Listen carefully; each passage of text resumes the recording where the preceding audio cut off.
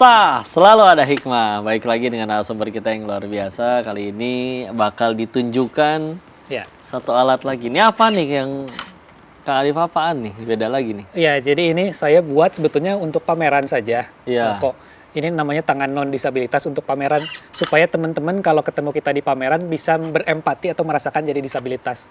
Oh, seperti itu pakai tangan prostetik itu. Nah, Oh, berarti ini saya bisa cobain. bisa dicoba juga pakai mikrosensor kalau ini. Tinggal ditekan Ini saja. tinggal. Ya. Oh, ini ada sensornya ya? Betul.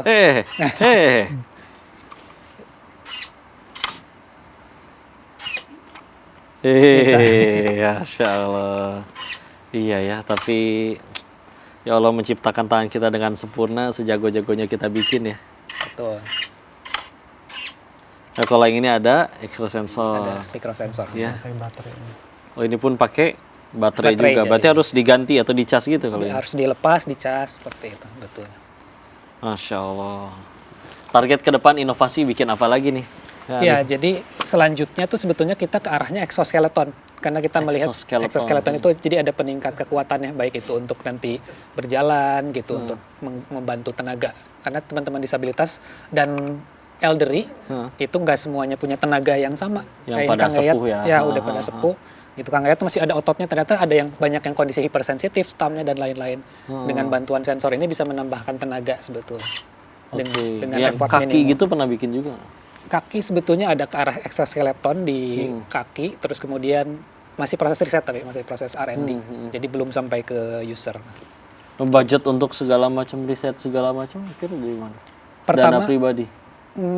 Bisa dibilang bootstrap sebetulnya, ini bootstrap karena kita kalau ke investor pun kita lihat misinya kita ini nih mau social mission sebetulnya. Harus satu visi misi atau enggak. Jadi kalau dana, karena kebetulan partner saya itu dosen ITB, kita bisa banyak mengajukan proposal riset, didanakan dari ITB, dari Kemendikbud, terus kemudian dari LPDP terakhir kita untuk pengembangan. Jadi kita bisa mengakses dana-dana riset sebetulnya. Masya Allah. Dan ini 3 segmen. Yang pertama pakai yang ini, kedua pakai yang tadi yang drum. Ini sekarang udah benar-benar dilepas. Tadi katanya menandakan sudah benar-benar move on. Ya.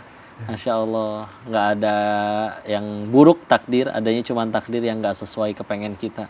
Nah, kabar baiknya yang nentuin takdir itu tahu mana yang paling baik, ya. Dan alhamdulillah tadi kalau kita dengar ceritanya di balik kamera, jadi kesambar listriknya itu 400.000 volt. Ya. Itu tuh listrik sekomplek kayaknya ya. Iya. Di mana di Cikarang kejadiannya? Di Cikarang ya. Dan waktu kejadian sampai langsung mati itu semua di area itu. Aliran. Nah, jadi listrik aliran baru saya lepas dari sengatan listrik itu. Ini mah pertanyaan awam ya, rasanya kesetrum tuh gimana? Rasanya kalau saya alamin itu pas saya nempel, pengen dilepasin, malah ketarik. Ya Allah ini kesetrum. Gitu ya? Iya, lihat langit itu merah. Nggak tahu biru mungkinnya cuman saya pas kesetrum merah terus Allahu Akbar, astagfirullah. Kerasa panas nggak? Enggak, cuman saya tarik-menarik. Kalau rasa panasnya mah enggak. Tarik-menarik, terus... Mental? Kurang tahu tuh. Soalnya pas tahu-tahu udah astagfirullah, Allahu Akbar, udah saya kesetrum antara hidup dan mati ini. Jadi sempat ngucap kalimat-kalimat Alhamdulillah udah itu. Nah, nggak tahu-tahu kata saksi ya saya jatuh karena gardunya meledak. Jadi konslet. Nah baru saya jatuh, saya nggak inget. Sadar-sadar tahu-tahu udah di rumah sakit. Ya. Rumah sakit. Dan sekarang mah udah aktif, manggung juga katanya. Manggung suka ada tawaran ya. Masya Allah, Alhamdulillah. Udah sampai performnya tampil, Masya Allah. Kasih pesan dong ke kamera. Buat motivasi teman-teman yang ngalamin juga kondisi serupa, baik dari lahir maupun kecelakaan apapun itu. Untuk supaya tadi move on dari takdir. Ya semangat terus ya. Terus saya ada kata-kata dari lagu White Lion. White Lion. Apa cina?